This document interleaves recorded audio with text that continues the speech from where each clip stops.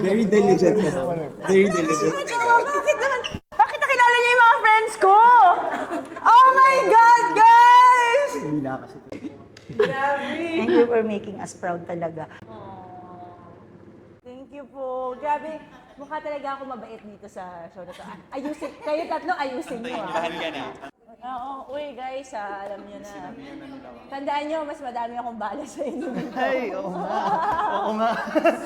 Ako talaga, ang naisip ko, basketball. Kasi Oo. hinanap namin. Tapos nung sinabi niyang si Alaysa, okay naman, nilapitan.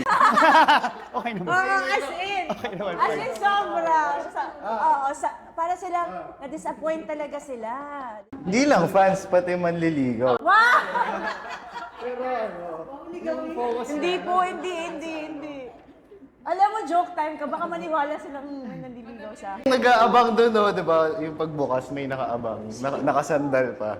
Nung nag-meet kami, walang nagbago. Pa din. Kasi phenom na siya nun eh. Di ba? Parang peak. Hindi nga peak eh, pa-peak pa eh.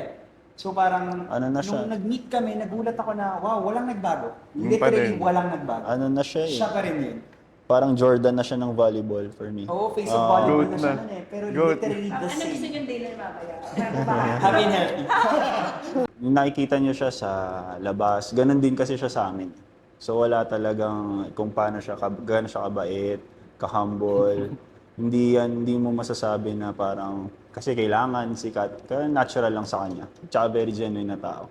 Tapos isang message siguro, alam niya naman, high or low, nandito kami para sa kanya. Tama.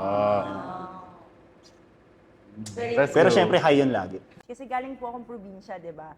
So parang coming into like a province, like parang ako lagi yung outcast in a way. And parang, wala talagang, walang friends. Tapos nung third year, dun ko lang na-feel din na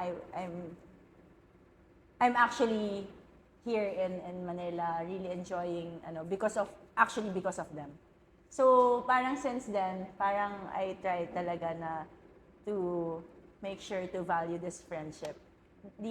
Nagpunta sila birthday ko, nung 18th birthday, yung mga ganyan, they really would make time. So, parang doon ko na-realize na parang these guys are really not just parang in the classroom or for high school lang, but for a lifetime of